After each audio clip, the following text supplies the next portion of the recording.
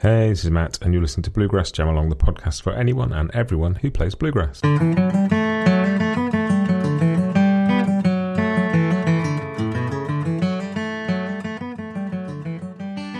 Hey everybody, welcome back. This is episode 2 of really special Tony Rice Church Street Blues 40th anniversary podcast that I've been putting together. If you missed part 1, do go back and check that out, because that has a whole bunch of people who knew Tony, played with Tony. It features Wyatt Rice, who played on Church Street Blues, Tony's brother.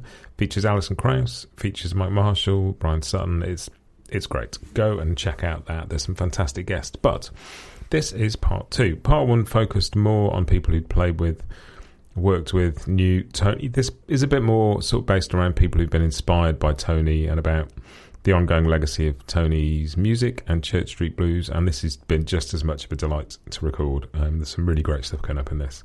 I had a blast doing it, and it's just fun celebrating what is my favourite Tony Rice record with some other people who love it too. And first up is somebody who's always a joy to talk to about guitars and about bluegrass and about Tony, and that is Bob Minner.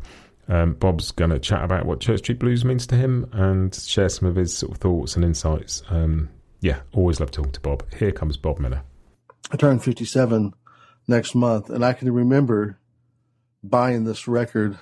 Well, actually, the cassette. Bought the cassette first when it came out in '83, and it was all, where I grew up in Missouri. It was all the rage with everybody who loved Tony. It was like if somebody had a Tony record, it was like go to their camper. And it obviously they didn't have a record player with them, but if they had recorded it to a cassette or whatever. And when this record come out, it just kind of really, it was just different, But I have a kind of I have a theory about that. Tony was 32 when he recorded that record, and it came out in '83, and I took some notes. I was looking at his discography because I kind of wanted to see the progression of his records. So it's like in '78, he comes out with Acoustics, which is his first jazz record. '79 is Manzanita, still the gold standard. 1980 is Mar West. '81 is Still Inside, another jazz record. '82 is Backwaters. So he's on this jazz kick. And then in '83, he comes out with Church Street Blues. So it's totally different. But at the same time, he's also doing things with the Bluegrass Album Band. In '83, Volume 3 of the Bluegrass Album Band comes out too. So he's in every lane. He's in the jazz thing he's doing. He's in the Bluegrass Album Band, and then Church Street Blues. And what I found kind of interesting about it is that I don't know if it was expected by the fans, but it's obviously, if you look at the credits and his thank yous on that record, he thanks Clarence White, Doc Watson, Norman Blake, and Gordon Lightfoot. And what I kind of find interesting is those particular ones, because Clarence, even though he didn't do like a solo record in that way, in 1962, he recorded 33 acoustic guitar instrumentals, at his house. There was another guy, Roger Bush, playing second guitar. And so that came out in 2008 as a CD compilation. But Tony would have known, obviously, with his connection with Clarence and everybody, he would have known about those 33 guitar instrumentals. So it's just Clarence and this other guitar player. In 1964, Doc came out with, Doc Watson, the first Vanguard record. And Doc's playing banjo, guitar, harmonica, and vocals. And then John Harold's playing the second guitar on a couple of songs. And then, of course, Norman in '76 came out with Whiskey Before Breakfast, which is mostly him and Charlie Collins. So, and this is just a theory, but it just kind of seems interesting that the ones that he gives thanks to on the record, and of course, he's a big Gordon Lightfoot fan, so he's going to give that anyway. But as far as the guitar players, they had all done similar kind of things at different points in their career. Of course, Clarence never expected that tape to become a record, but still Tony would have been aware of it. So I find that kind of interesting that he seems like he's just following a natural progression of people he respects, and then he comes out with Church Street Blues. So it's just a theory. Yeah, and like some of the other songs on there, things like Streets of London, Ralph McTell, a lot of his records that Tony would have heard that on, for example, are just guitar and voice. They're not big produced things. They're very simple singer-songwriter settings of stuff as well. Sure. But the thing about doing those records is, first of all, nobody had ever heard Tony do that, in that kind of stripped down setting. But that's tough to do. That's not an easy thing to do, just walk in and it's just you and your instrument and you're doing these things. And of course, I don't think he's going back and overdubbing anything, obviously. These are just live takes. He's singing and playing at the same time, and which really just kind of shows you how great he was at what at who he was. He knew who he was as an artist, obviously. But, in fact, I just listened to the vinyl, earlier this morning before we hooked up, and just really listening to it, for probably the millionth time, but maybe with, a little bit more definitive ears, because I knew we were going to discuss it. And it's just flawless, and the thing that I find interesting, and I think it's with a lot of other people, whether it's Norman or whoever, especially with Tony, we forget that record is 40 years old. And if you think in terms of what 40 years is, I graduated in 1984, but, sometimes with our music, we get lost in the chronology of it, because we love it so much. So when I put on Church Street Blues,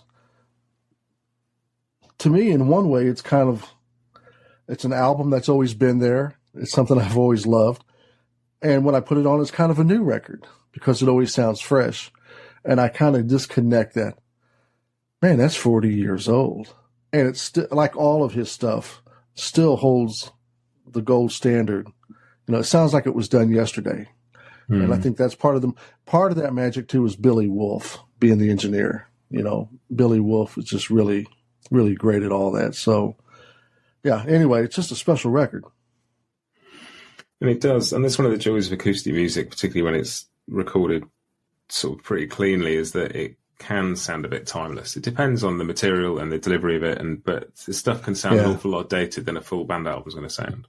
And it just feels like you could almost be sitting in a room with Tony just listening to him play the guitar.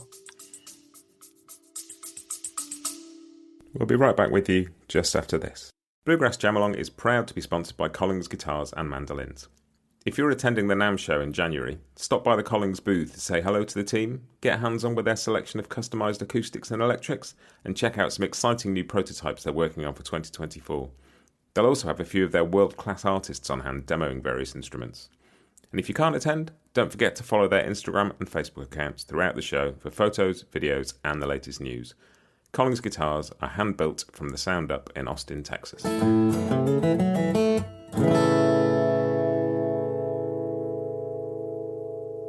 This episode is also brought to you by Peghead Nation, the home of roots music instruction. If one of your 2024 resolutions is to improve as a musician, Peghead Nation is the place to go. They have 65 streaming video courses for guitar, mandolin, banjo, fiddle, dobro, bass and ukulele from some of the leading names in acoustic music. Courses cover bluegrass, old time, Irish music and swing, plus lessons dedicated to improvisation, theory and ear training. Your first course is just $20 a month and you can add more for $10. Try any course free for a month with the promo code JAMALONG. Make 2024 a year of more music at pegheadnation.com.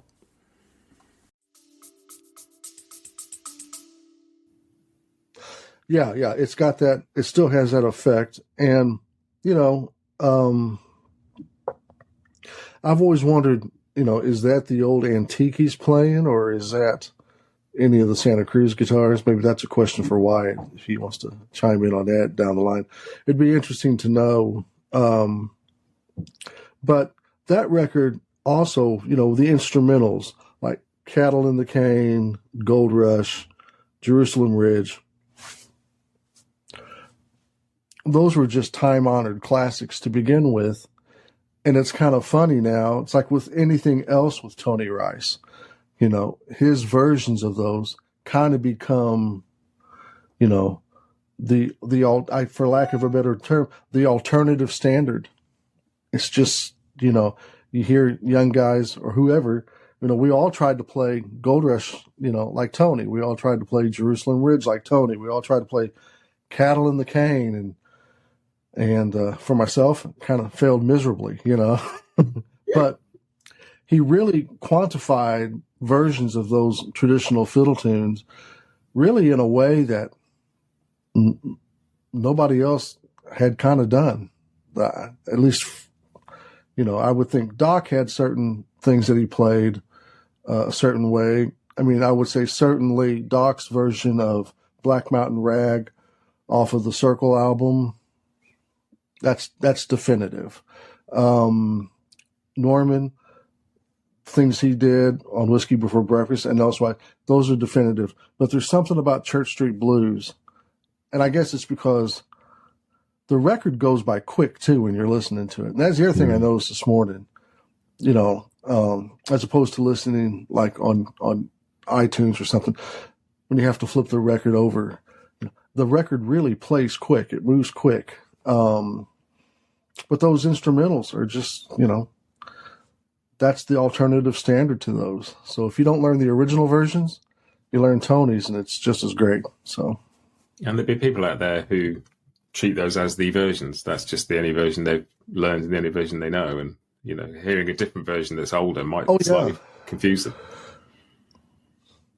Oh yeah, you know, and that's a great point too. You know, for some guys just coming into bluegrass in general or bluegrass guitar at that time, they may have learned Gold Rush, and that's where they learned it from, you know, and still play it. And it's a challenge to play that stuff still. You know, those versions, like on Gold Rush, like his second round, you know, it's signature. It's not easy. It's a thing. Cattle in the Cane, same way. He just had a way of putting a spin on the phrasing on certain sections of it that just kind of became the things that as guitar players, young guitar players, we all kind of shot for, you know. And you know, and that's the thing about it. If you sit down and try and review them and learn them again, it's not easy. You know, there's some technical ability with what he did that kind of I don't really hear anybody else doing. You know, refining those fiddle tunes and making them so different yet so. But he kept inside the borders of it. You know, he always returned to the melody. So yeah, and plus all the other song selections on there. You know, Church Street Blues, Orphan Annie, Streets of London, and a lot of those, like Pride of Man, Streets of London, I had never heard before when I was that young, first bought the record. You know, so that kind of opened up some new things to me as well. Yeah, and I'd like to, you know, obviously we can't ask him, but it would be great to somebody have the input on why he picked those particular tunes, you know. So yeah, still a great record 40 years later, and it'll be great at 60 years and 100 years from now. It'll still be great. And you can come at it from all those different points. You can come at it from the point of view of the guitar playing. You can come at it from the point of view of the song selection. You can come at it from the point of view of the singing, and like it's, you know, it's interesting on all of those levels. Yeah, I was talking to my wife because she's a big Tony fan too. We were just talking about just how we miss his singing, miss that voice. Yeah, you know, it was so identifiable, so unique, so original. Yeah, so I miss his singing as much as I do any guitar playing, you know. And I think too, you know, you can't overlook Wyatt's backup on that. You know, he's playing on 4 tunes. And man, just, you know, solid as a stinking rock. Yeah. And he's young, you know, I don't know how old he would have been there, but quite young. If Tony's 32, Wyatt's probably, I would say maybe in his 20s, maybe. So, yeah. And just, you know, when your brother's Tony Rice, you're going to learn how to play guitar pretty good, I would think, you know.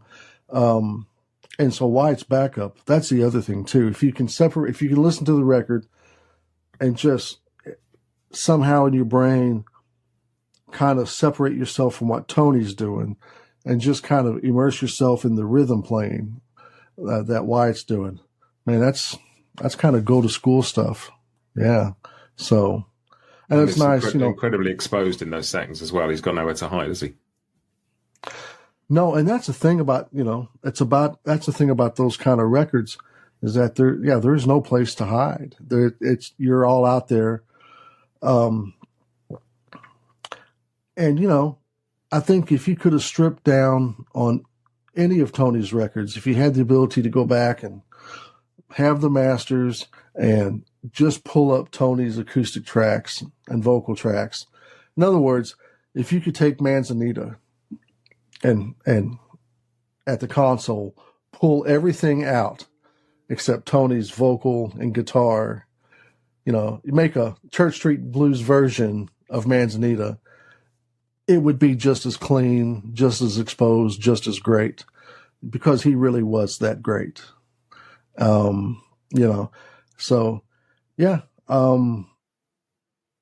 I think younger generations, younger guys coming up, this is one of those landmark records that, you know, it's just kind of required listening.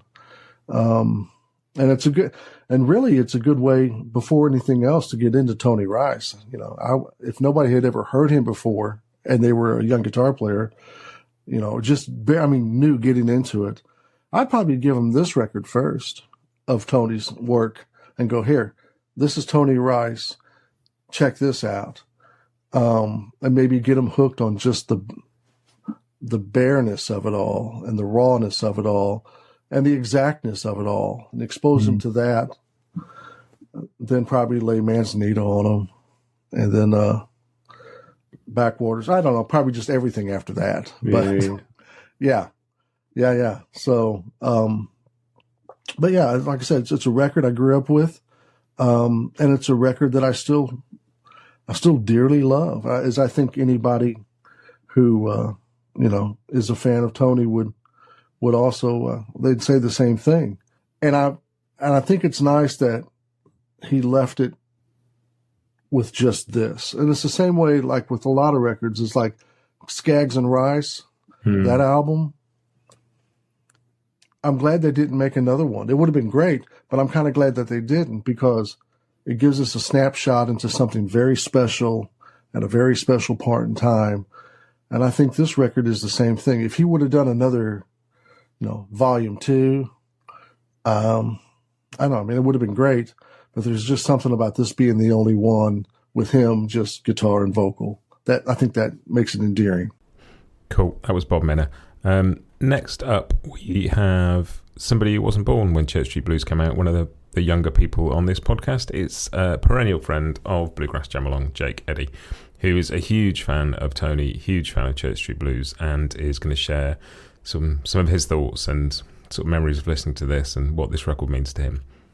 Yeah, so I wasn't born for another quite a little while. So I don't have that initial memory of hearing that thing when it was brand new, but it certainly had such a strong effect on me. Number one, I think because it's, oftentimes growing up, I thought of Tony as more of a band player. I always heard him in band settings, whether that be with Crow or with his own band or whatever, with Grisman. And so I think hearing Church Street Blues was like you get to hear the raw, unfiltered Tony. You know, there's nothing but him. The occasional Wyatt is on there, of course, but like there's so many intricacies there that, you know, are so easy to hear on this recording that maybe aren't as prevalent in others just because of the thing of playing in a band. So I remember when I heard it the first time, that was my thoughts of like, holy moly, there's just so much going on. Yeah. And it's like the first time I could ever really hear it and zoom in on some of the more, the finer details of his playing. Some of those little inner workings, like the cross picking and the sort of that middle ground between playing rhythm and lead, that just gets a little bit lost with other instruments. Even on the Scouts Rice album, you don't always hear completely what Tony's doing, but this is just so exposed, isn't it? Yeah, it's really incredible. And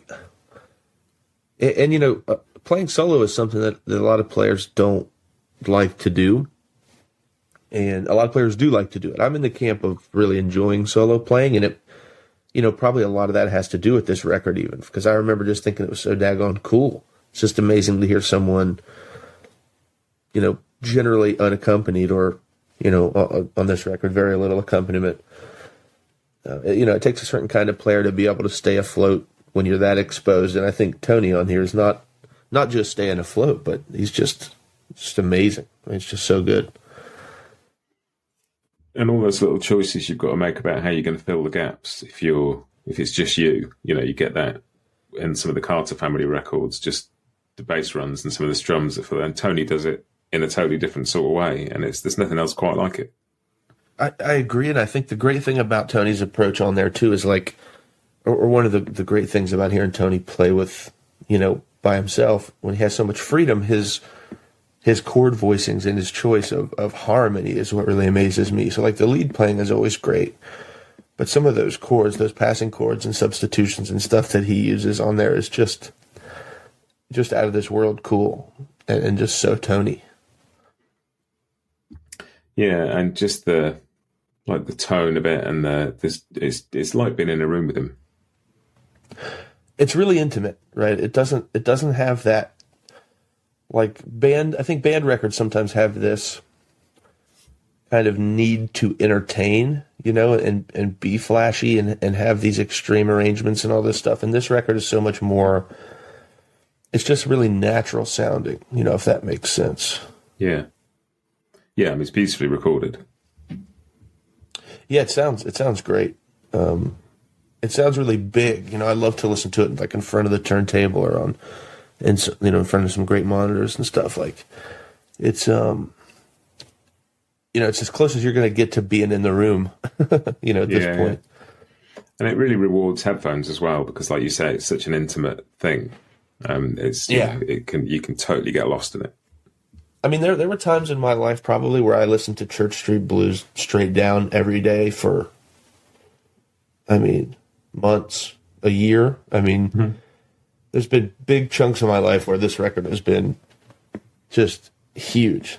And it still amazes me. And where does it sort of sit for you in terms of the Tony albums? Do you have a favourite Tony record? Is that too hard a question to answer? Oh, man. I do have a favorite. I don't know if it's Church Street Blues. It's in that conversation. Holy crap. It's definitely, for me, probably if it's not Church Street Blues, it's Native American. And I think the similarities between those two, they're just kind of more sensitive recordings. And I love Tony's burn and playing and his really fast, crazy out stuff. But I like the softer side of Tony's discography. I think he pulls that off really well. Yeah, and for me, it sort of sits in with Scouts Rice and maybe with Tone Poems as well, and those just sort of solo or duet, quiet, more intimate things. It's just, I love hearing Tony in those settings. Yeah, it's great because it's it shows his wide range just as a musician. Because you hear, he's a shredder, right? He can go totally crazy and play these mind-bending solos and these long linear ideas and stuff, but he has a lot of restraint too, and you can hear that on Church Street Blues and Native American and even Blake and Rice and so that's one of my favorite sides of his playing, no doubt. Yeah, that's really cool. Are there any particular sort of songs that are favourites of yours or that stand out in terms of what Tony's doing?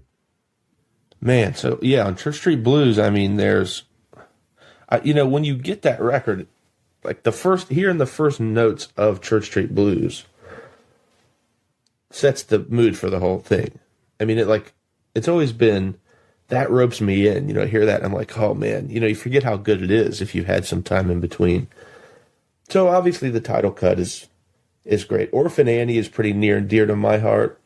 Last Thing on My Mind, I loved listening to Clarence White do that one, and Tony's cut is amazing. I mean, God, to think through the track list, I don't know, they're all so great. That's what makes it one of those records, isn't it? One of the things that spooked me so bad when I was a kid was that chord on House Carpenter, that very first chord.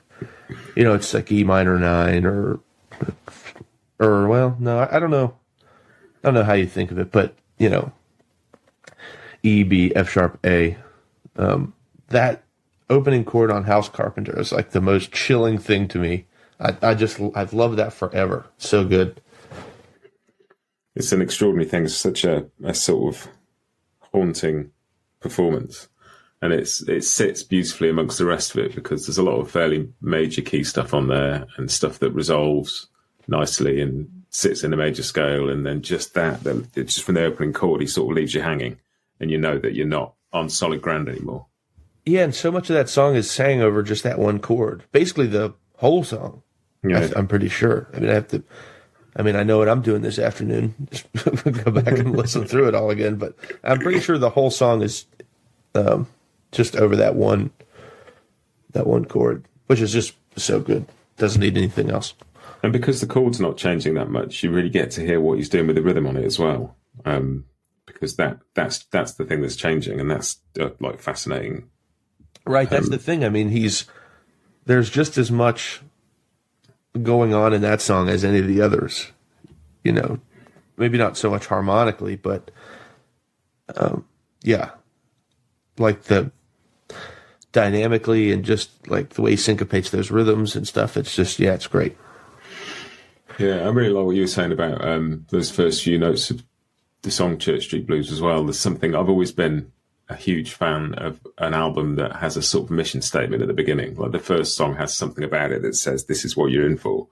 And like those first few notes, it's, you know, first time you hear it, you're like, I haven't heard anything like this before. Yeah, it's that. And it's also, to me, that song always just is so, it's like a sigh of relief. You know, it's just amazing. It's beautiful. And you hear him playing through that great syncopated cross picking, and you don't have any doubts that he's going to pull it off. You know, you just sit back and hear it. It's just great. Yeah, it's an incredibly complete and sort of assured and confident. It's like you say, you know, and with the vocals as well, it's so there, and it's so kind of, you're not sitting there sort of on the edge of your seat hoping nothing goes wrong. Like some voices are exciting to listen to and some playing is exciting to listen to because you can feel it's on the edge. And this, like, it's just not on the edge. It's just right in the middle of where it's supposed to be, isn't it? Yeah, it is. And it's yeah, I mean, I don't think I could describe it any better myself. It's exactly what it's set out to be. Cool. That was Jake Eddy. My next guest is Justin Moses. Justin is a fantastic multi-instrumentalist, as I'm sure you all know. And yeah, I interviewed Justin quite a while ago now. It was one of the first interviews that I did actually on the podcast. And I went to see Justin play with Sierra Hull over in London towards the end of last year and got to meet him, which was great. And so sent him a message and asked if he'd come on and do this, and I'm delighted he said yes. He's a big Tony Rice fan, and yeah, another really cool chat about Tony and about Church Street Blues. So here's Justin Moses. Yeah, so to me, the cool thing about Church Street Blues is really hearing Tony in the most stripped down form. You know, it's just him, his guitar and his singing on most of it. Wyatt played rhythm on the instrumental stuff, but it's really getting to hear the essence of his playing and his singing, you know. And it was really cool to me to hear that. Like, when I first got into bluegrass, I guess any sort of music is probably like this, where, you know, you start searching out people in the genre or whatever it is that you're wanting to hear, and then, you know, you meet friends and they all have recommendations, and that's how it was. Tony's introduction to me I had a friend that I made, Keith Garrett, who introduced me to the Bluegrass Album Band and to other Tony records, and Church Street Blues was one of those. And I'll be honest in saying, for me personally, it didn't hit me as much as the other stuff did immediately, just because it's a little bit more of a somber record, and I was really into the bluegrass stuff, like with banjo and everything like that.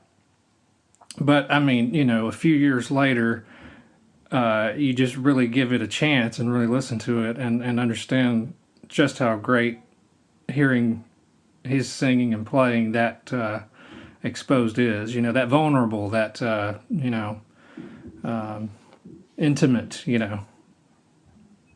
of a thing. It's just it's a great record. Yeah, and there's a certain thing that Tony does on that record that if he did it on other records you wouldn't hear it, but he wouldn't do it on other records because he doesn't need to. But just that lovely melodic, it's almost like melodic rhythm playing or rhythmic melody playing, or it sits in between the two so beautifully with the cross picking, right. And just it's sort of unique. Entirely, yeah. A lot of people try to emulate Tony in a lot of different ways, but he had a touch, with his right hand that just made it sound like Tony Rice, and you can't replicate it. And it's sort of disarming because it sounds so natural. It makes it sound like it's probably simple and probably doable, and then you listen to it and you see what goes into it and you think, no, of course that's not simple, and of course that's not doable. That's just, but he makes it sound so fluid.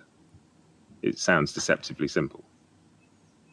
Yeah, most definitely. And, for some of the music that he played, it is a little more simple as far as the melodies and things like that. And that's part of the beauty of the whole record, is that not that there's not interesting things. Obviously, it's all very interesting, but it's very accessible, to people that like bluegrass or like more old-time sounding stuff. There's things for them there, too. And it's just a very digestible record. Yeah, and it's one of those that you can approach it from any angle, like song choice, guitar playing, singing, arrangement, and there's stuff there to keep you thinking for years. Yeah, well, that's the thing. Like a talent that's as good as he is, like he has all those elements. Like you could only like Tony for his guitar playing, or you could only like Tony for his singing, or the songs he chose. I mean, that's one of the biggest things with Tony too, is just his sensibility and choice of material. I mean, it's so good. There's a whole thing to that. If you only liked him for the songs he chose, that would be worthy praise and worthy of his adoration as a musician. Is just his ability to choose cool songs and that fit him too. That's a big thing with artists, is finding songs that are great songs, but fit your voice, fit how you sound, fit your overall vibe and aura. And he did that as well as anybody. Yeah, it's funny. I've been doing a lot of interviews about Doc Watson over the past couple of months for a thing I'm putting out next week for what would have been his 100th birthday, and it's the same thing people sort of talk about, is an artist who is able to. Who didn't, not renowned for writing a lot of material, but just selected stuff so well and made it theirs. Yeah. And that's something that I personally admire a lot, as somebody who tries to play and sing. I mean, I've written a song here or two there, like co-written, but I'm not a songwriter either. But I see, how cool it is for somebody like either one of those guys you just mentioned, Tony or Doc, to find songs that suit them so well. I aspire to, to find songs in the same sort of manner that fit what I, think I sound like. And I think somebody who's sort of still playing and singing now who does that really well is Del McCoury. He's just able to bring stuff in from wherever he sees it, and make it his. Yeah, absolutely. Yeah, he and I'm sure Ronnie and Rob, bring things to the table. But Dale's had such a long career, and over the whole span of it, he's been that way. He's been able to find things that just suit his voice so well, and he has such a unique voice to begin with. It's really cool to find that stuff that showcases it in such a great way. Yeah, totally. And is there anything on the Church Street Blues record, any particular tracks that you like particularly fond of, or? Oh, I just pulled it up and listened to it a little bit before this. No, I need to talk about it. And I mean, really, Church Street Blues. The title track is to me one of the absolute standouts. And I mean, it's hard for me because I like them all, and I don't want to leave out the ones that I really like. But I like the instrumentals too. Being a player, I've always liked the tune "Cattle in the Cane," and it's so great to hear his take on that and his take on Gold Rush. Even I mean, it's like they're all amazing. It's those two have sort of become the standard ways of playing those tunes now, haven't they? Yeah, he sort of set the standard on that, and I mean Jerusalem Ridge too, as far as guitar player goes. Like I can't imagine sort of hearing the tune and not like if you've heard Tony's version, regardless of what you choose to play, there's probably going to be some element of his sort of sound and take that is with you in your mind as you're playing, regardless of whether you quote actual notes or licks that he played, but just the sound that he makes when he plays it, Yeah, it's interesting. Just I think Tony in general as a guitarist has left such a mark on bluegrass guitar that whenever you hear anybody play bluegrass guitar, there's a bit of Tony in there somewhere. It's I talked to Marcel Ardans from the Lessons with Marcel YouTube channel. He said he sort of talks about bluegrass guitar as the pre-Tony Rice years and the post-Tony Rice years, because there's just so much of that sound in everybody who plays now.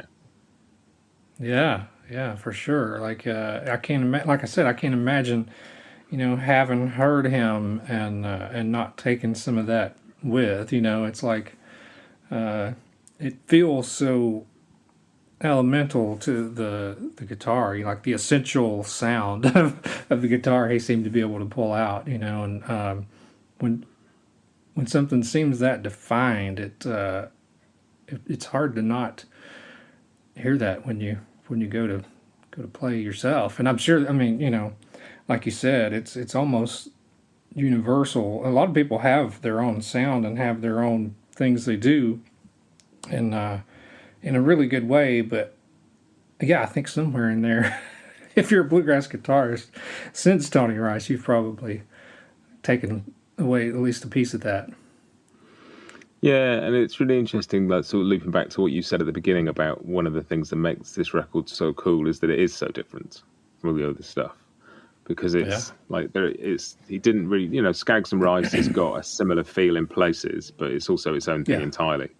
But it sort of is special because it's the only time he really did this, and it's so perfect.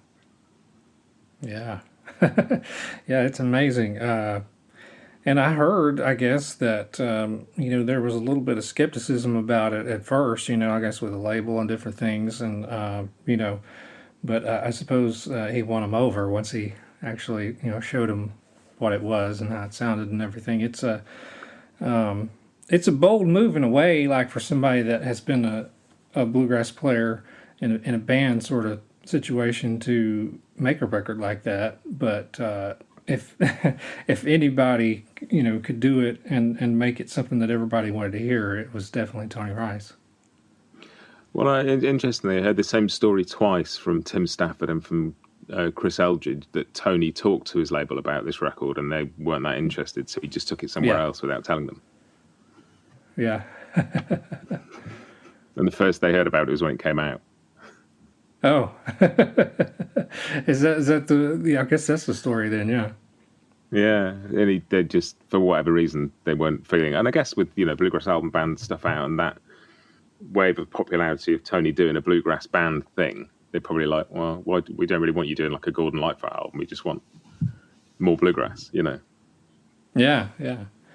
Well, I even, I referenced at the very beginning that, like, even me, like, I was just a really big bluegrass fan in my, I guess, teenage years and, into my 20s, whatever. Like, I liked really, I liked really traditional and really progressive bluegrass, but I was just particularly fond of the more, like, upbeat, more banjo-driven stuff. So it took me, like I said, a little bit just to even be open to it. Only, it's a lack of musical maturity on my part, So it's like, you grow into it, but it's sort of it can be that way all the way up to label status, where they expectation is one thing and like it has to be this way or something, and then just takes the right person to have vision and accept great musicality for what it is, Yeah, it's funny that, isn't it? I think when you're younger and you listen to music, you define your territory much more clearly than you do when I remember like listening to a lot of rock music as a kid and dismissing some bands because they just weren't rock enough. And I'm listening back to the records now, and that's a great record. That's a great, and I dismissed it at the time as being no, that just doesn't fit the parameters of what I do. Right. Yeah. Yeah. Well, and I think in some ways, as a player, it almost can help you. It can almost help you like dial in on what you want to do. But as a listener, again, just kind of aging and becoming more open to hearing things. You really learn to appreciate a lot more wide spectrum of things, and it's a beautiful thing to get there. To get there in life where you appreciate all the different things. And I think there's something nice about trusting somebody else's musical vision because you like their musical sensibility, and they may take you to some places that you're not entirely sure about, but you're always going to follow them there because they want to go there, and you go, well, if you want to go. It's like Chris Thile will do all sorts of things, and I'm always going to follow him and have a listen to see what he's doing, but I'm sometimes going to be confused when I get there, but that's okay, Yeah. Because I trust that he's going to the places he's supposed to be going to. Yeah. Yeah, that's a beautiful thing with like musicians like that. And of course, this record we're talking about today, Church Street Blues and Tony, I mean, it's the epitome of that. Like it's him taking it where he knows it needs to be, I think he was completely right. Yeah, well, the fact we're talking about it 40 years later, it's a pretty good sign. Definitely, yeah. My next guest is Marcel Ardans from the Lessons with Marcel YouTube channel, who's been on the podcast before talking about Tony's guitar style. Now, Marcel has put together a book of transcriptions of Tony's music. He's transcribed a lot of Tony Rice's music, probably including half of Church Street Blues. And there is a book you can get. He put out a free book of transcriptions, and it is great. I think Marcel's transcriptions are as accurate as anything out there. So you can go, I'll put a link in the show notes. Do go and grab Marcel's book. It's free, but you can donate an amount of your choice to pay for it. And I would urge you to donate something because it's a valuable resource and he's put a lot of time into it. But I'm going to chat to Marcel about what he's learned through all those transcriptions and the time he's spent sort of really diving into Tony's music. So another really fascinating chat. Here comes Marcel Ardans. Tony does a lot of things on the record too that aren't things that we've heard him do a ton. It's sort of the first time that we hear this floaty kind of rhythm playing that has all of these arpeggios and all of these embellishments and hammer-ons, pull-offs, the double stop stuff. And, I don't even think there is a word to describe it to this day.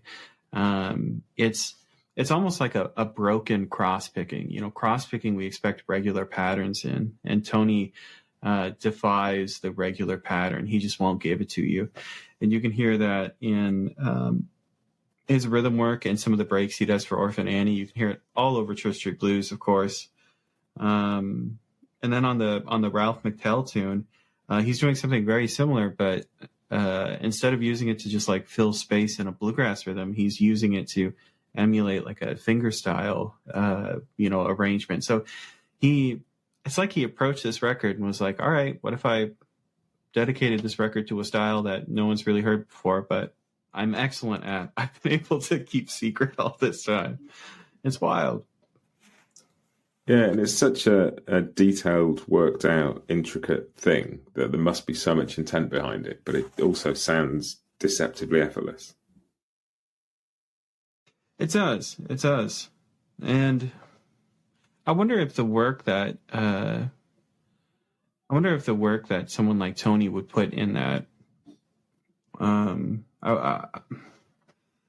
I question if he did it in such an analytical way to, sit down and be like, this note goes here, and this is my arrangement. Oh, I don't like that note. Let me change that one note. Perhaps he did, but my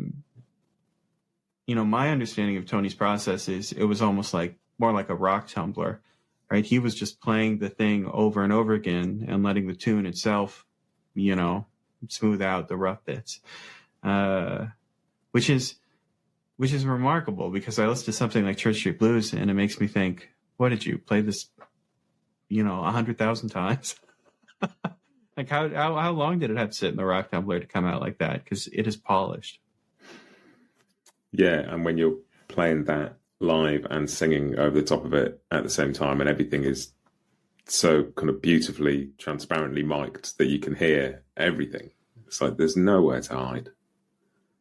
No, there's not. Which I guess makes sense why Tony waited so long to do the record.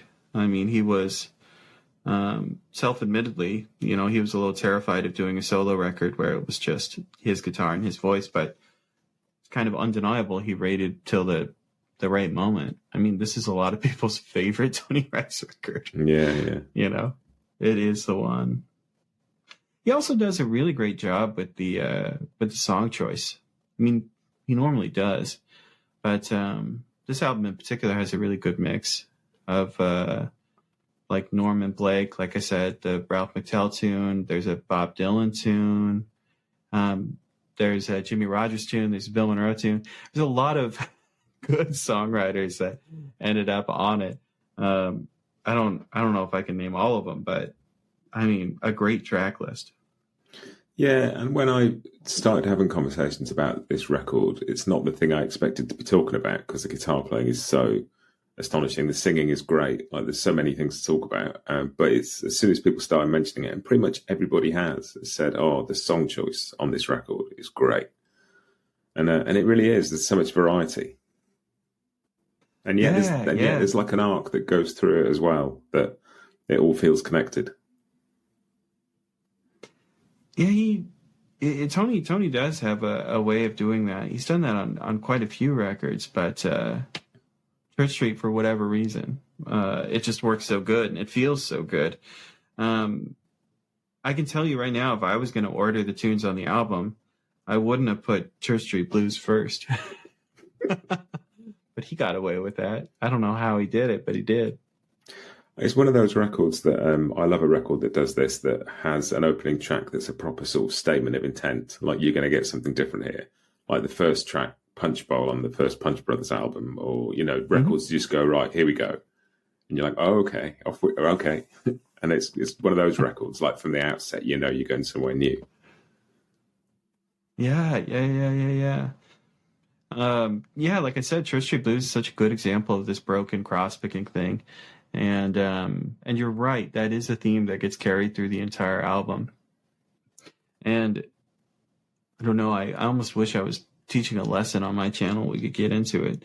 But, he grabs these elements of cross-picking. And in cross-picking, a lot of times you get these patterns that work out into regular groupings, right? You get these like 1, 2, 3, 1, 2, 3, 1, 2, 1, 2, 3, 1, 2, 3, 1, 2.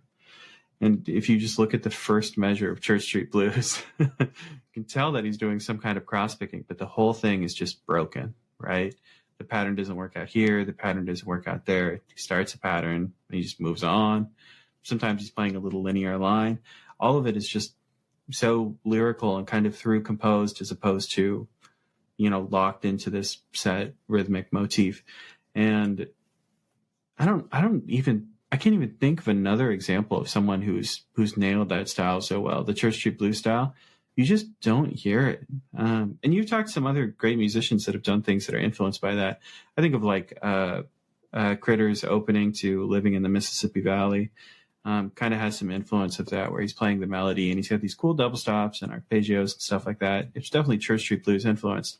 But as much as I love that tune and I love Critter, it's not Church Street Blues. It's unbeatable, But I think that's the thing, isn't it? I think most people recognize that it is what it is because Tony was who he was, and there's no point trying to emulate it. Like, you can be inspired by it and you can take it as a starting point, but there's no point trying to, like, the only person who really comes close is Wyatt. And, and it's their thing. It's, you've got to find your own. Yeah, it's interesting how many people struggle to count that opening too. I've had a lot of friends over the years that have said things like, "Oh yeah, Tony drops a beat in the opening, or it doesn't count out right, or the pickup is weird, or this and that." They got all these opinions, but as someone who's written it down maybe 4 or 5 times, it counts perfect. It's just unexpected. There's a lot of things you just don't expect there, but yeah, it works out in 4 perfectly. Weird. It's a bit like that drum intro to Rock and Roll by Led Zeppelin. It's like it goes across things, and when you know what it's doing, you can count it, but it still tries to confuse you. Yeah, that's actually a really good example. Yeah, but that's what's happening with Church Street Blues too. Is there anything you particularly learned from transcribing the tunes on Church Street Blues? You mostly, it's the songs you transcribe rather than the fiddle tunes, isn't it, in the book? Yeah, I think it is. I've done Church Street Blues. I've done Cattle and the Cane. I've done Streets of London, Any Old Time, Orphan Annie. There might be more. I don't know if I've done Pride of Man or not, but I've done at least half the album, if not more. I think my favorite thing that he does on the record is this suspended F chord comes up a bunch. And maybe you wouldn't expect me to say something so specific, but it really does. And you can listen to his breaks in Church Street Blues. It's a sus2 chord. It's an F sus2. So basically he's playing like a normal F chord, but with an open G string. And it happens in the first 4 seconds of Church Street Blues. He already does it. It happens in the middle of the Orphan Annie break too. And it happens in some other spots too. I can't pull them directly to mind. It might happen in Any Old Time as well. But over and over again, he keeps using this chord shape that has this really kind of ethereal sound. And Tony doesn't really use it that much outside of the record. For whatever reason, it's all over this record, though. Maybe because of the nature of the record, it's the kind of detail you can hear, whereas in a band setting, it probably wouldn't have the effect that he desired because it'd just get a little bit lost in the mix. That's true. And it's been a kind of an influential sound on me. I feel like I use it all the time. Do you mind if I play? I'll show you. Yeah, no, go for it.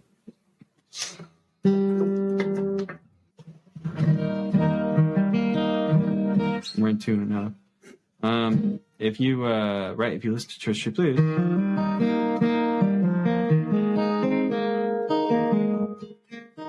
that's the sound right there.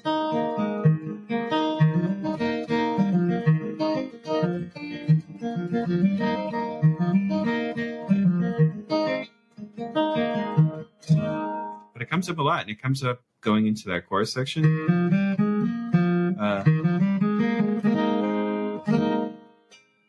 He's doing a hammer-on to remove the suspension.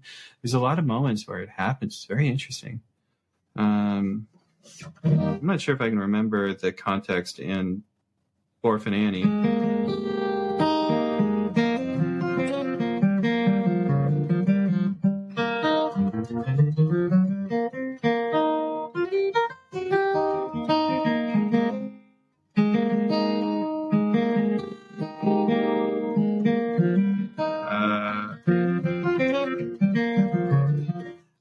It's right before when it goes 2/5, but I don't remember what the exact line is. But it's right there, and it's the same chord.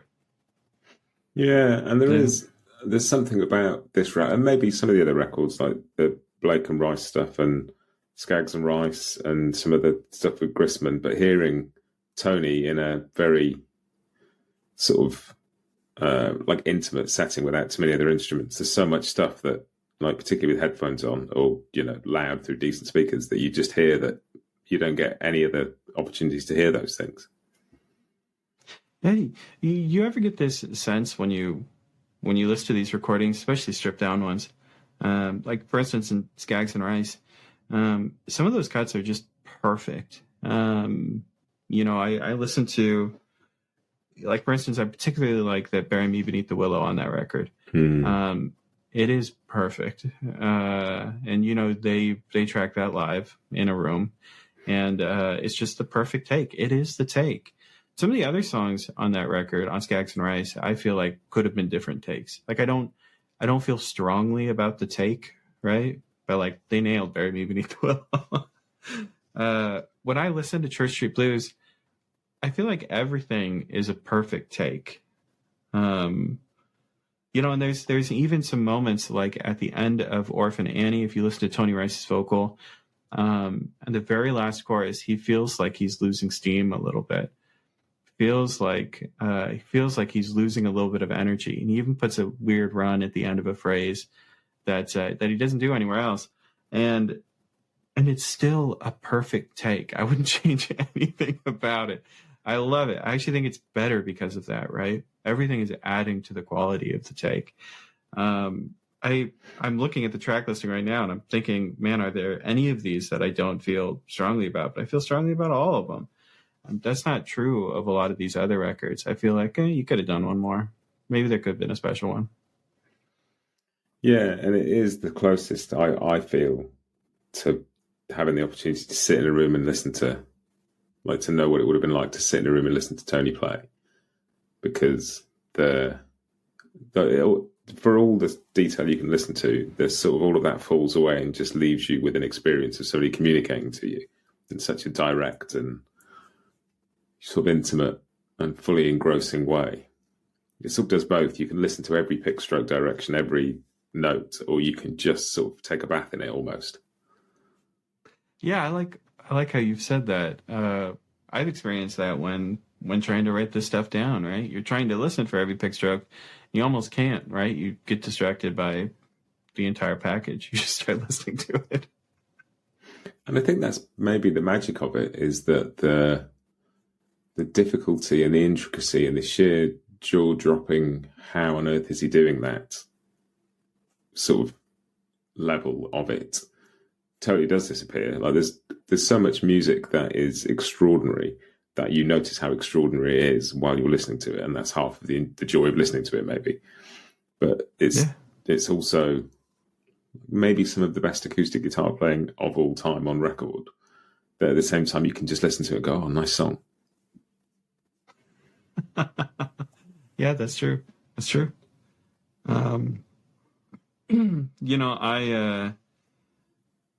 I had a very interesting trip when I was in my mid-20s. I lived on the West Coast for a long time, and I had the opportunity to come visit the South. And we flew into Nashville, and we sort of did a loop and went back to Nashville and flew back. And it was a very kind of emotional experience for me because to me, it's kind of like a lot of places and things that I've heard about or just kind of fairy tales, right? But they're going to be real. Suddenly you're there and you're just looking at it. And so the first night we got there in Nashville, we were staying very close to the Ryman Auditorium. And I remember I walked over to the Ryman Auditorium just to look at it. And it was like 2 a.m, and I was just kind of like, crying in the street, being like, oh my God, I'm here. Mm-hmm. Right. And I remember on the walk back, I also passed Church Street, and I wasn't looking for it or anything. But it shocked me. And that was also kind of an emotional moment. I don't even know if Church Street Blues is about Church Street in Nashville, but I remember it hitting me so hard that like, oh, I'm here. I'm sort of in the right part of the country to experience all this. We had a fantastic trip. We saw all kinds of, famous bluegrass locations, but yeah, that was a really heavy one. And that was on night one, like I said, at like 2 a.m. I should have been asleep, but I was like, I want to go see the Ryman. And I ran into Church Street, and that was heavy, all because of this album. It's funny, isn't it, the power some stuff has on you. I remember being in my 20s and doing a gig in Liverpool in some basement bar, and we did our sound check, and then went and got a drink, and the guy behind the bar went, the Beatles used to rehearse over there. And it was just like, okay. This thing that is such a huge part of my upbringing was actually real. Just actual people stood there and did those things. Right here, yeah. And there's something about that. Just those. That's the extraordinary thing. And so talking about what we've been talking about for the past few minutes is the level of communication on that record, because that's what it is. All art is, and it is an attempt to communicate something, and it's such a comprehensively successful attempt to communicate something. I like that. Next up is somebody else who spent some time doing a deep dive into Tony's music when he was editor of Acoustic Guitar Magazine, and that's Scott Nygaard, obviously, as we all know, a fantastic guitarist in his own right, but really sort of studied Tony's style and Tony's picking, and just really another really cool chat about some of the stuff he learned about how Tony approaches stuff and just some insights into that. So here comes Scott Nygaard.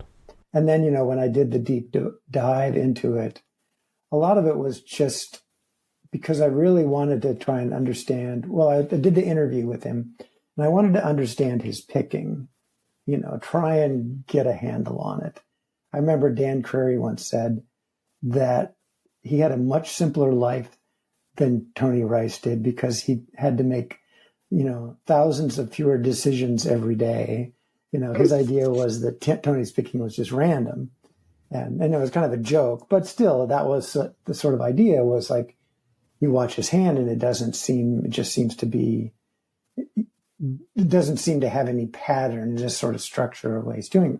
And so I was fortunate that there was a homespun, I can't remember which, there's 2 homespun lessons with Tony. I can't remember which one, maybe the second one.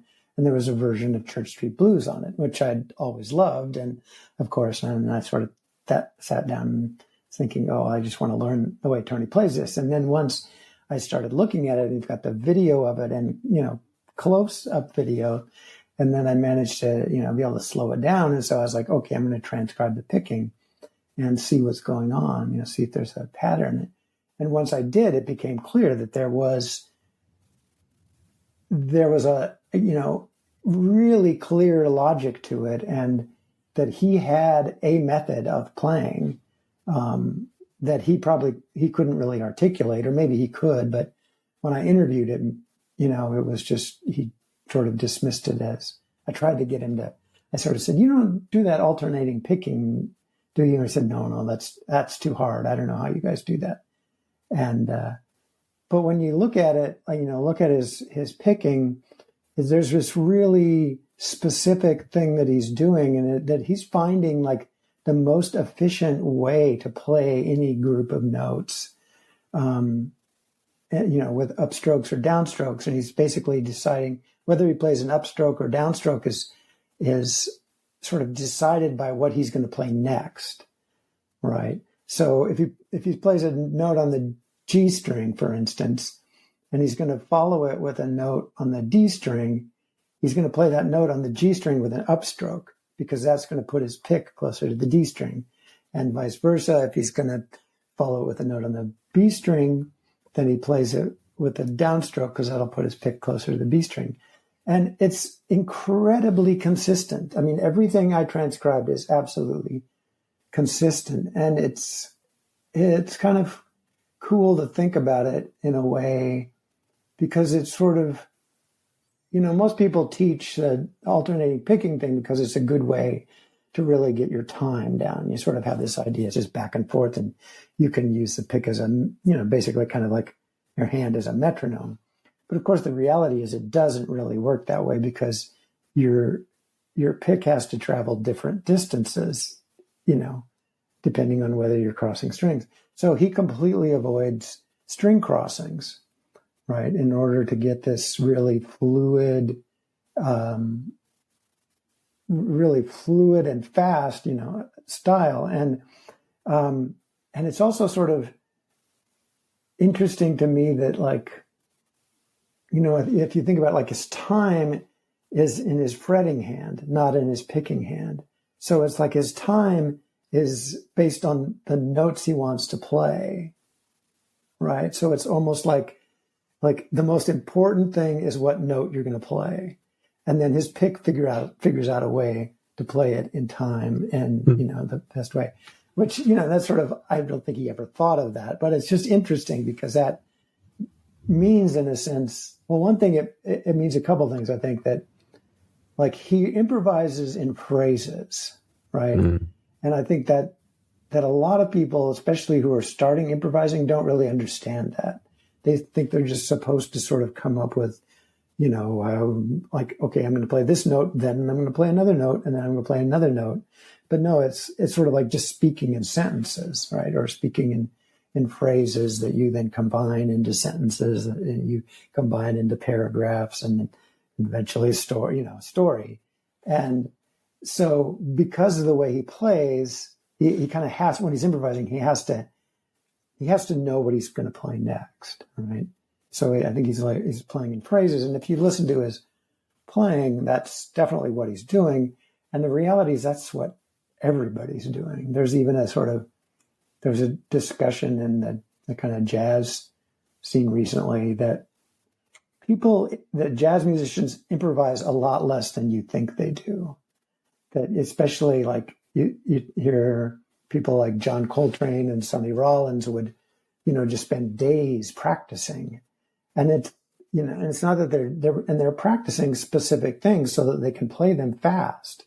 And that's the thing. If you're going to play at speed, you have to have like 5, 6, 7, 8 notes into your fingers. You can't be deciding note by note what you're going to play. And that becomes really, really sort of obvious if you think about the way Tony plays. And the reality is you can hear that in the way everybody plays. But it's just interesting that becomes sort of an essential part of the way he picks the guitar. And there's so many sort of fascinating bits in there, like just the idea that Tony said to you that alternate picking was too difficult and he didn't know how he did it. And yet most people who can happily do that have had a go at trying to pick like Tony and been utterly thrown by it. Yeah, it's impossible. Well, not impossible. Like Wyatt can do it, and other people can do a version of that. I think it's just, you can't just sort of start trying to play like that. It's like anything. You could learn to play the bluegrass banjo without missing your middle finger, right? Jerry Garcia. Most people would say, "Oh, that's impossible. I can't do that." And I think that's just the way Tony always played. He had Clarence White as a model. He didn't have Doc as a model. He didn't hear Doc until he had been playing for a while. And I think if you watch Clarence's hand, Clarence can absolutely do straight ahead, alternating fast fiddle tune picking. But he's got much more, he's playing around with his picking style in order to sort of emphasize certain things. And so my guess is, he may have sort of seen Clarence. I mean, when I started playing, I was flat picking. I basically was, listening to Doc. That's kind of who I first heard. So in Doc, you watch his hand and it's just, that's what it's doing. And I don't think I ever was told until I've been playing for a while that that's the alternating picking is what you should do. It's just that's what Doc did. His hand just moved like that. And, and at some point I realized I was dragging my pick on some places, but I don't think Tony had that model. And if he had if you listen to jazz guitar players, especially from the 50s or Django or something, they're not, there's no sort of obvious model to use alternating picking. So I think, and there was even a sort of sense in jazz, there was a sort of way you taught that if you're moving up to the next string, you use a downstroke. If you're using low, to a lower string, you use an upstroke. That's just the sort of, maybe I think it might have been called efficient picking or something. So maybe he heard that at some point.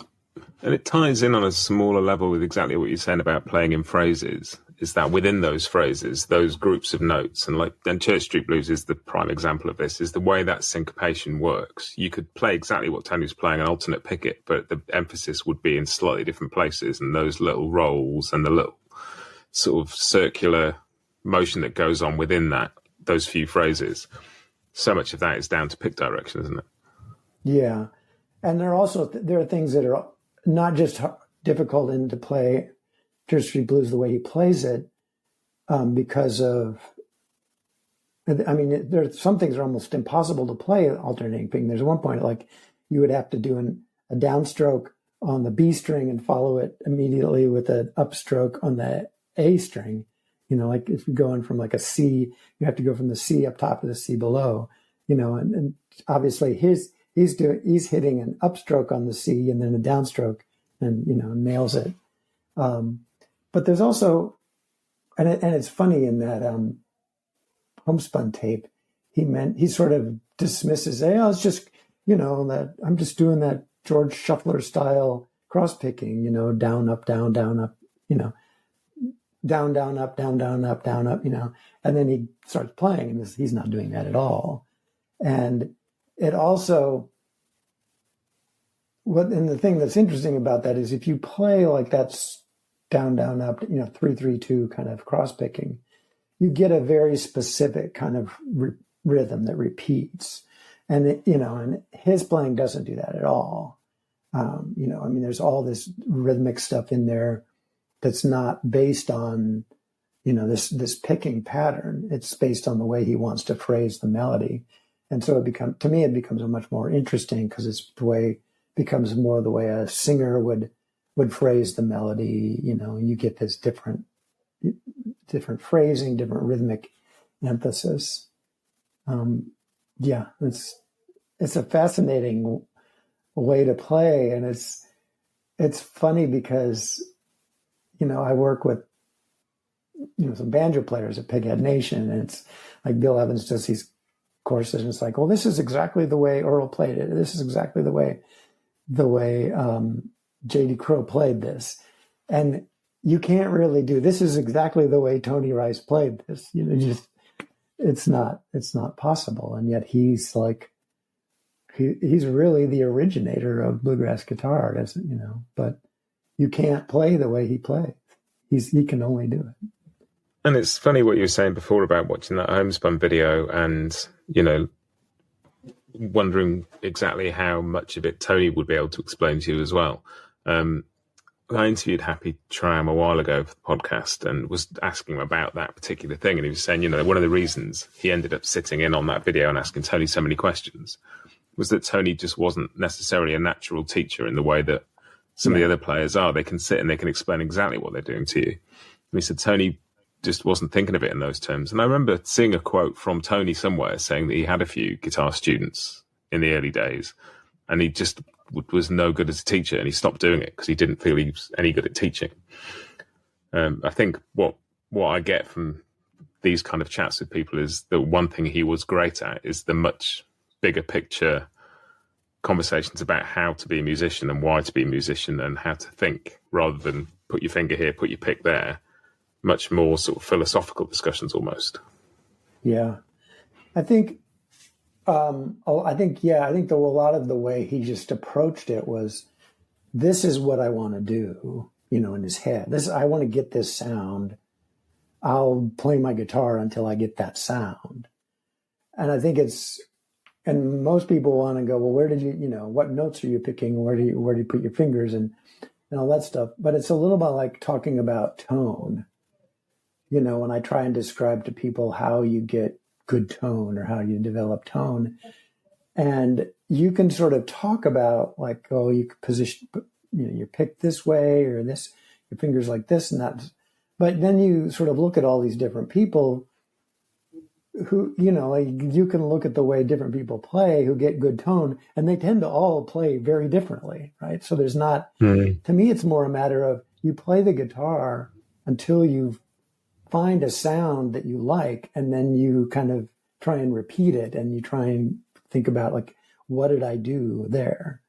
Because it's not just like, you know, you've got a pick and you've got a guitar, you've got these hands that move and work in different ways. So everybody's going to be a little bit different, you know? And so it feels like for Tony, yeah, I mean, he definitely had in his head the sound that he wanted, how to play, you know, with, and, you know, I think he would experiment with different things. Like I remember he told me that, you know, he started playing with lighter strings and lower action when he started playing with Chrisman. And, you know, so obviously he was experimenting with some different things, but yeah, I think it's interesting that, you know, I don't remember hearing that he ever had students really that, yeah, you sort of learn how you play by trying to teach other people, you know, and if you never had that experience, then you don't really figure it out, you know, and in some ways maybe it's better, you know. That was Scott Nygaard. Always enjoyed chatting to Scott. Next up is a guitarist called Jason Keiser, who some of you will know, some of you may not. Jason is a jazz guitarist, also a flat picker, and he's studied extensively with Wyatt Rice, and Wyatt has sort of been his mentor for a while, and he's a big fan of Tony's guitar style and Wyatt's guitar style, and I thought it'd be really cool to talk to somebody who has a foot firmly in sort of bluegrass and flat picking, but also a foot in jazz as well, because Tony was very influenced by jazz playing. And so, yeah, I thought it'd be cool to chat to Jason. So here comes Jason Keiser. When I first heard Church Street Blues, it was first when I started. I mean, that was one of the first records, man, that I heard of Tony's, where I heard Tony playing his solo stuff at that level. And then as well, Wyatt and him playing those duets, you know, like Gold Rush and Cattle and the Cane and stuff. So, I mean, that all just knocked me way out. You know, I mean, it was just like, holy shit, you know, excuse me, but yeah, I couldn't believe it. You know, I mean, I was studying jazz at the time, and I had been getting into bluegrass at that point. I had already been getting into bluegrass for quite some time. I had taught myself banjo and mandolin, and was already flat picking and listening to like David Greer and Norman Blake specifically. And I remember hearing that record, and I was just like, what? Where else can I find stuff like this, you know? And then at that point, I started kind of just digging into, like, I like looked at the liner, or tried to find liner notes, and tried to just find like history about that record. And then when I decided to audition at East Tennessee State, that was one of the tunes, Church Street Blues specifically, Tony's, kind of in Tony's style, although, you know, no one can play like him, right? But, you know, that was a tune that I had prepared to audition with at East Tennessee State. And I mean, that was going to East Tennessee State. The only reason really was to study with Wyatt Rice. You know, I mean, it was just like to get any of that kind of technique and that vocabulary and that timing and tone. Yeah. So I don't know. That's a long answer.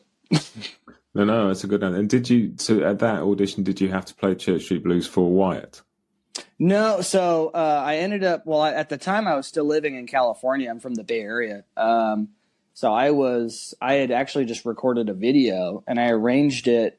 Instead of doing like a full solo version, I did like a version where I arranged it with a band and then kind of broke into a solo part at some point. And then I just recorded the video. But that was one of the tunes. Like that tune and that album had such a huge early impact on wanting to get into flat picking. You know, and if you listen to the stuff that I just sent you like today, I mean, it's apparent, you know, like that the influence of that record, the influence of the solo playing, and the influence of vocabulary with chords and, you know, different timing ideas, you'll hear it. You know, I mean, it's just, it's crazy. And just those, like, I say just those three things you mentioned of kind of vocabulary, chord voicings, and timing. I mean, you could write a dissertation on any one of those for Tony's playing. They're all things that are Tony has a unique approach to. Yeah, man. And I've spent many, many hours discussing this with Wyatt, and I'm sure he's told you a lot of great stuff too. But I think one of the areas where all that was kind of coming into the forefront was because of how much listening Tony was doing, specifically to jazz. Because I think that, I think it's like if people really want to understand where Tony was coming from, not only in spontaneity, but with chord voicings and vocabulary, language, timing. I mean, man, he was listening to Bill Evans, McCoy Tyner, Coltrane, Miles, N-Hop, Oscar Peterson. That's like, and Wyatt's, I've been fortunate, man, not only studying with Wyatt, but I've been fortunate to really get those records that they would listen to together. Like, he showed me those. So it's kind of cool to get into the inside of what he might have been listening to where he may have been communicating ideas, whether it be bluegrass or new acoustic music or whatever. Yeah, and it's interesting because when I did talk to Wyatt, he talked about actually one of the reasons his playing sounds a lot like Tony's is because he listened to Tony a lot. Yeah. He just sort of, when he lived with him, he'd just sit and listen to him playing and sort of absorb it through him. Yeah. Yeah, man. I mean, I think that's one of the most important things that we can note, right? Whether it's listening to Tony or listening to Miles, it's listening, right? It's like to have the language and to have that kind of embedded and percolating constantly. I think that's when things can naturally start to come out in your playing. You know what I mean? And it's like, it's cool, man. Like Wyatt's awesome, and he's got his own language and he's got his own thing. I mean, when I hear him play, I'm like, oh yeah, that sounds like Wyatt. It's like slightly different, but yeah, man. And so coming to Tony's music from a jazz background, like in many ways, Church Street Blues is one of the least jazzy of his records in many ways. Yeah. And was that partly what really hit your ear about it first time you heard it? Yeah, I think so. I think it was just, man, the technical facility and the tone and the so difference. I think the difference from what I had been listening to and studying. And I was just thinking about I was like, man, if I could just get any of that or try and understand that, to be able to try and even play at half that level where I could bring it into a jazz sound or something else. It just blew me away, man. It was just like, wow. So when I found out that Wyatt was teaching at East Tennessee State after I had listened to the record and found out that he was playing on it, and I was just like, holy shit, I want to go there, and that album I think was a huge catalyst in my early like fundamental, understanding of how to approach flat picking and that kind of stuff, man. That's like an album that's like a desert island album, for that stuff. It's an interesting one because I don't know as much about the world of jazz guitar. I know a bit, but not a lot. But in fields where there are lots of great guitar players, there are also a lot of great guitar players who don't often play solo, and getting to hear somebody play on their own and sort of accompany themselves with or without any vocal, like some of the records of Ella Fitzgerald with just guitar, and some of those things are equally hard hitting when you first hear them. Yeah, definitely. Yeah, and I love that idea of just solo guitar, man. Like I said, even yesterday in the studio, I was just like, all right, let's, trying to approach David Grisman's Opus 38 without an accompaniment part. I was like, no, I'm not going to put down a rhythm track. I was just like, I'm just going to play the head, blow over it, and just go, and it's just like, man, like Joe Pass is another one that comes to mind. I know that Tony listened to Joe. Tony was also really into Jerry Reed. I'm sure Wyatt mentioned that. Jerry Reed was like, and have you listened to, this is kind of a side note, but have you listened to Jerry Reed and Chet Atkins duo records? Oh, no. Oh, you should check them out. I'm forgetting the names right now, but if you just typed in Jerry Reed and Chet Atkins, there's at least two that they did together that are super cool. Yeah, Chet Atkins, man. Great. Yeah, yeah, and there's something about I think it's like some of the stuff David Greer's recorded just on his own. It's hearing this sort of, you have to focus on the tone because you can't fudge it because somebody else has got that covered. You can't just focus on timing and vocabulary. Your tone has to be there. Or players like Eric Sky, or when I hear Bob Minner play on his own, or it's that there's something about the fullness of a sound.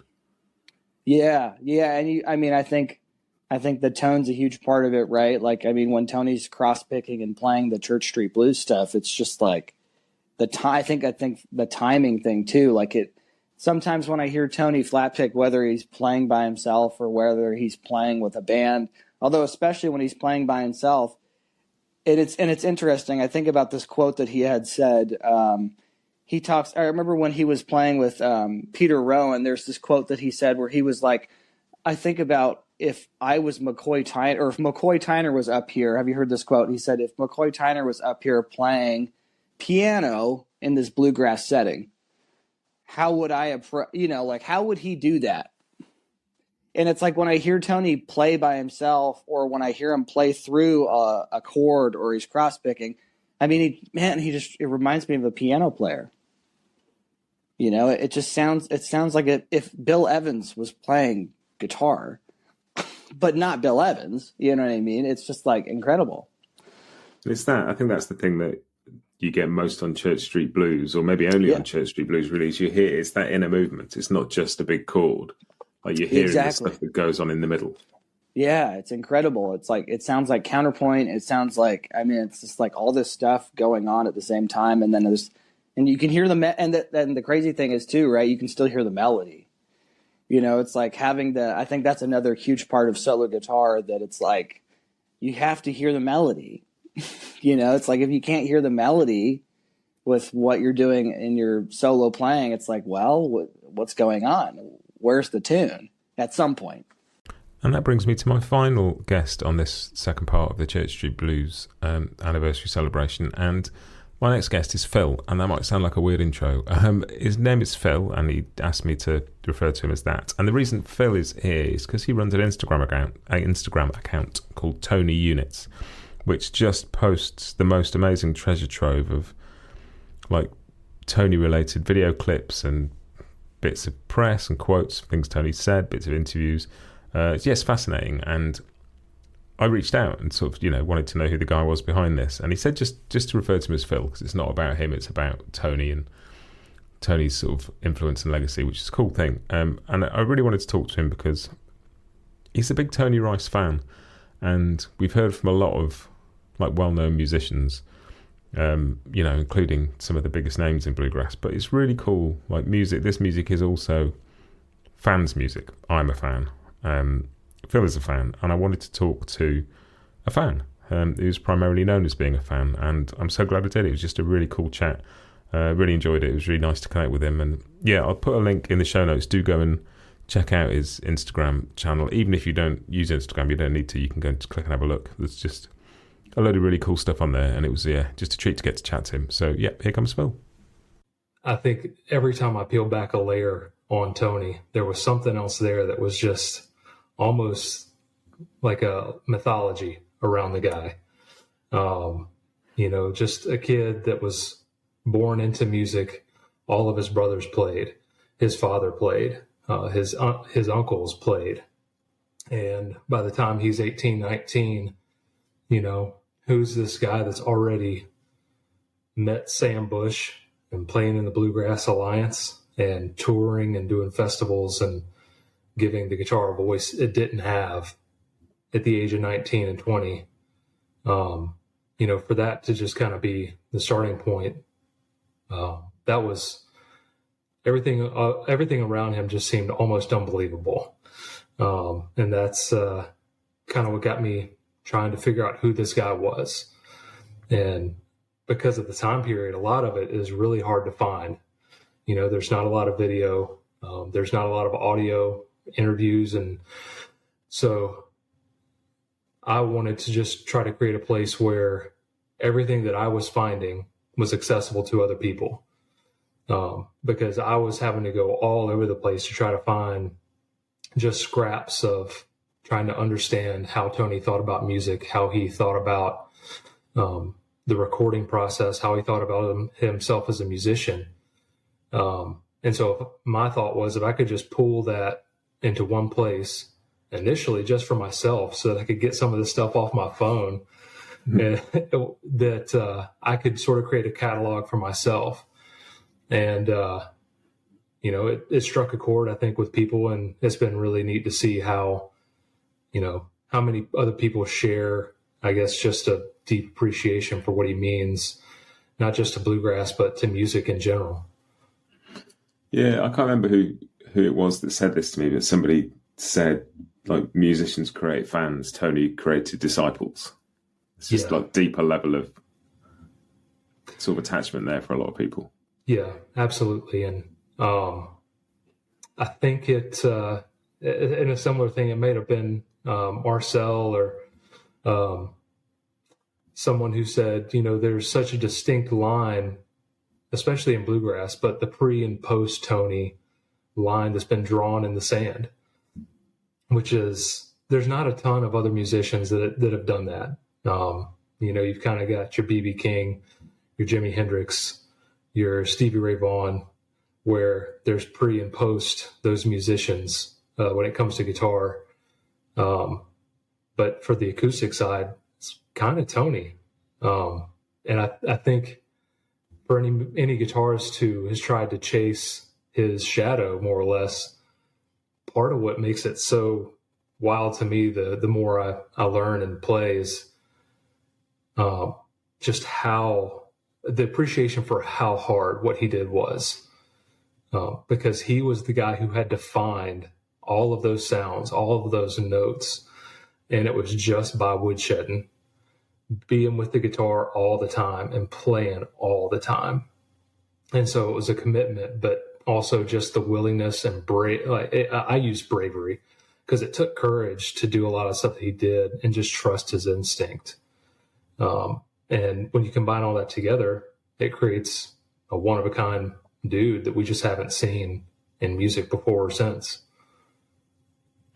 And so, like, with all that as your context, so where does Church Street Blues sit in all of that for you? Like, do you remember when you first heard it? How does it fit in with all that Tony Rice stuff for you?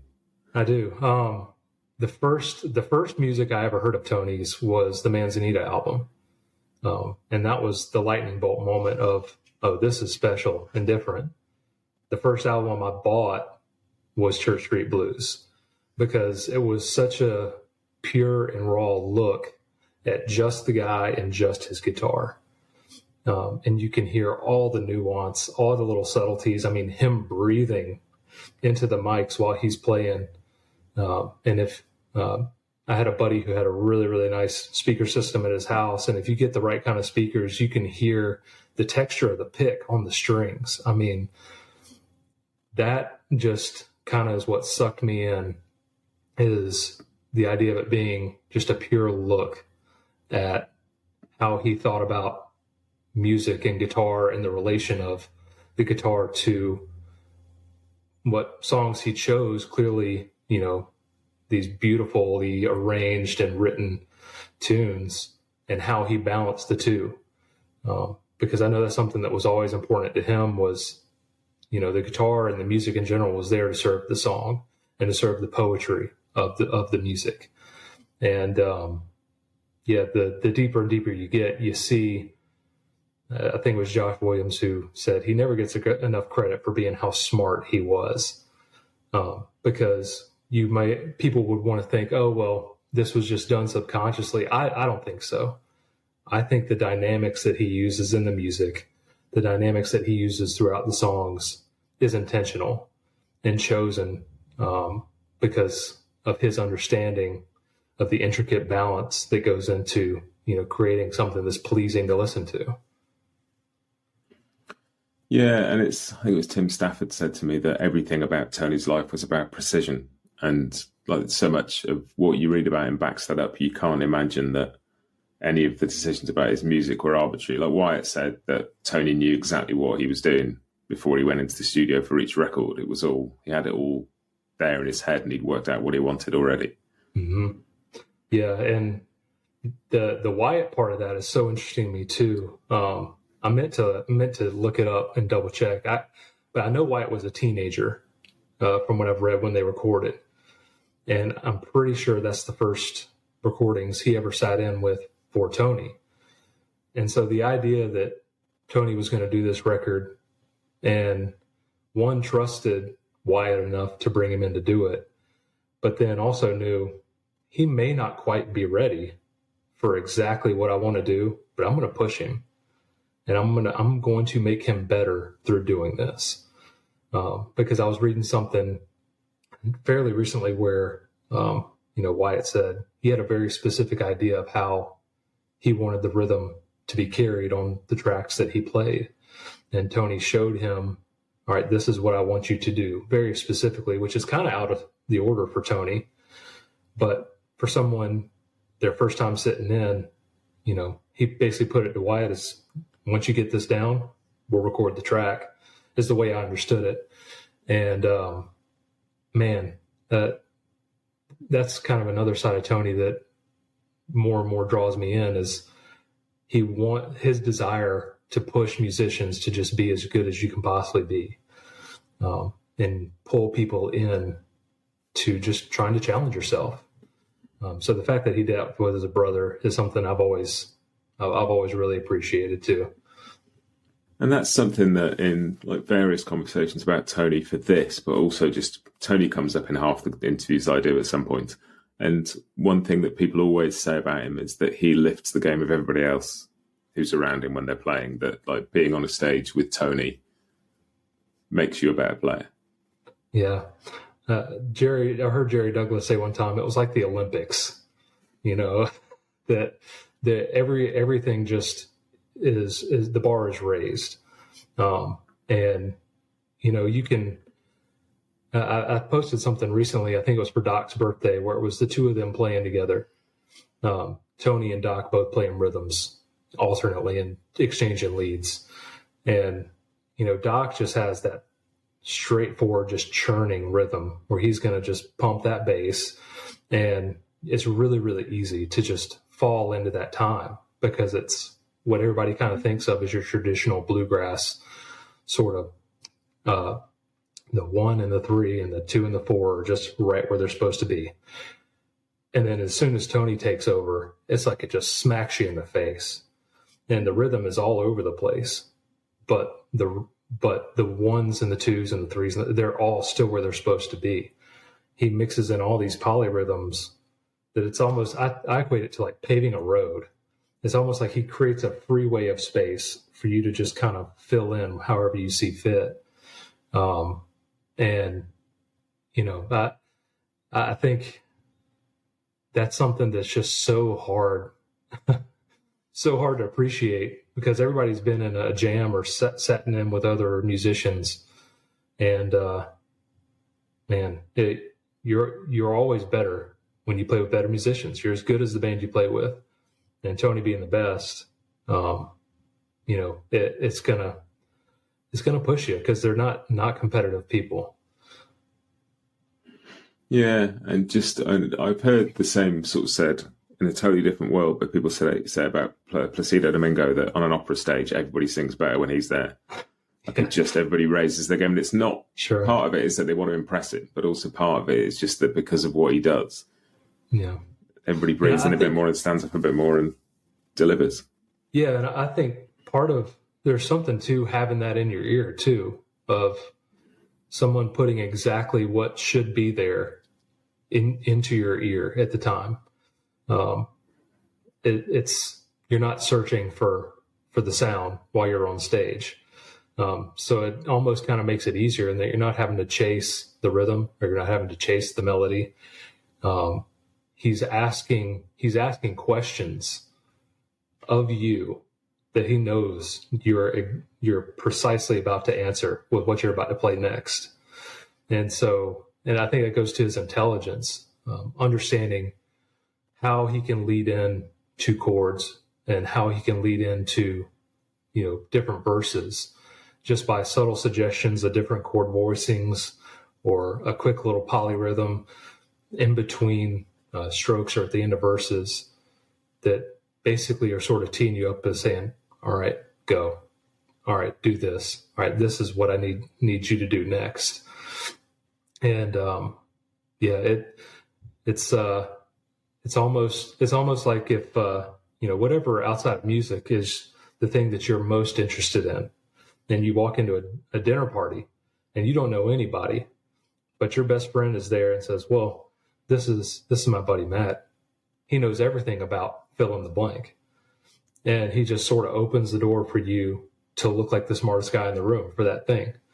I think Tony understood so well most of the musicians he played with that he was able to do that in a musical sense of just, I know exactly what Jimmy Gaudreau is good at. So I'm going to play this to make him look like a monster when I have the chance. And man, it's just a special gift for sure. And it makes Church Street Blues doubly fascinating because he's not handing off to other people. It's all about the service of the song. And right. You don't get to hear Tony in that kind of context very often, where he's not making anybody else look good. He's just playing you a song. Yeah. And especially even in the context of the music he was making at the time, he was really kind of on a tear during that 3 or 4 year stretch where he was doing, the Bluegrass album. He was doing Church Street. He had just finished Manzanita. And to take all of this ensemble stuff, some of it very traditional, some of it more progressive, and then to have the thought either planted in his head or from inside himself to think, I'm just going to do a stripped down me and a guitar album. Man, it had to have taken a lot of guts to just say, all right, well, we're going to do this. And it'd be totally different from what people were probably wanting from him at the time. And even after the fact, I know I heard in different concerts and interviews, I don't think he was probably that huge of a fan of the album in general when it got done. I think he probably appreciated some of the tracks. But there's a clip from a live show maybe in 87 or 88. I think they're at the Birchmere, and somebody yelled out about they're getting ready to play Orphan Annie. And he said, this is a song off of Church Street Blues. And unfortunately, I had to go through the horror of listening to myself play this unaccompanied for the last 5 years or whatever it was. And so the idea that song, which, it's one of my favorites. Who doesn't love listening to Tony's arrangement of Orphan Annie? But just hearing him come out and say, God, I really wasn't happy with that. And then as soon as the bass and the mandolin and everything kicks in, he chimes in like, see, isn't that better? You got the bass on, doesn't that just sound better? And man, like to be that dedicated to chasing a specific sound that you can't even just sit back and appreciate what you're able to gift in a stripped down bare, this is me and my guitar. I don't know. I've always thought that was just so strange and interesting, the way he would view his own music for something that all of his fans love to death. And I think it's one of those things that, I think a lot of great musicians have this, is that they just sort of know where they need to go. And it might not be necessarily where anybody else wants them to go. It might not even be necessarily where they expect to go. But if you've got such a strong musical sense of self, it's like, all the stories about Tony taking the idea for Church Street Blues to his record label and them going, no, I don't think that's where you need to go. And so he takes it somewhere else and does it for another record label. Just that clarity of musical understanding of who you are and what you're supposed to be doing at a given time. It just feels like he knew what was right and what wasn't. Yeah. It's trust. Trust in yourself, in the moment. And if you look at his career, that's what he did always.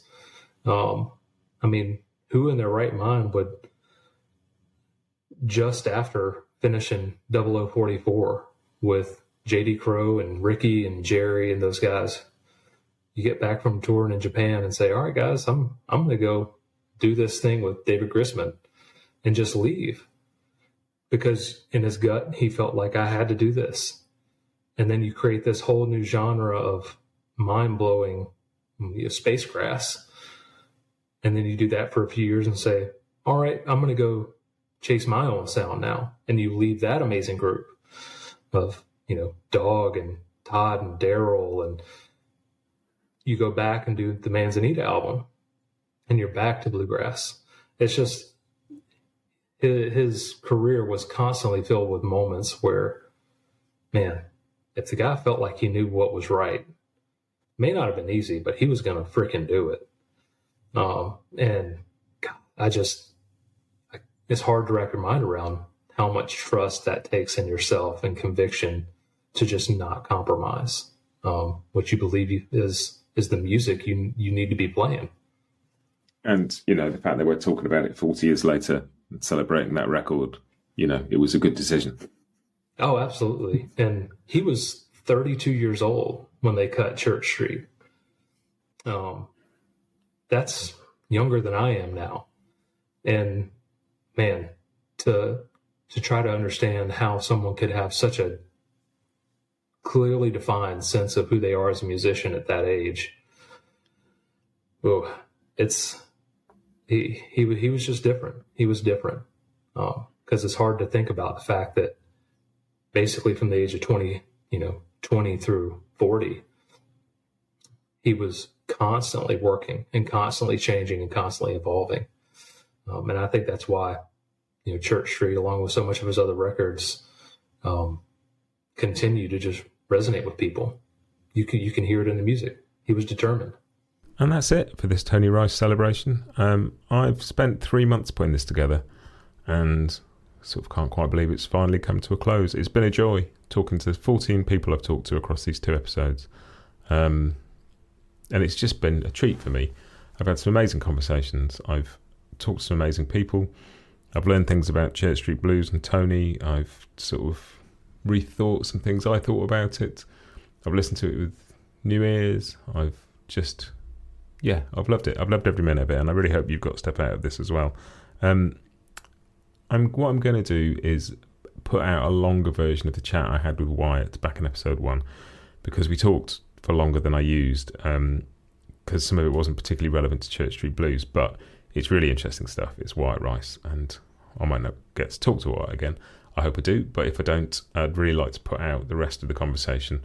So I'm going to edit a fuller version of that together and put that out at some point soon as well, so keep your eyes open for that. But that's it. This is the end of the Church Street Blues chat. Thanks for joining me. If you listened through this far, thanks for doing that. It's a lot of content, but hopefully you found it good. I will see you all next time. Happy picking.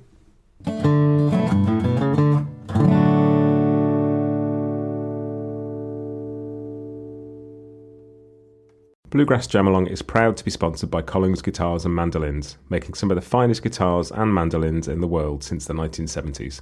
Visit collingsguitars.com and find out why.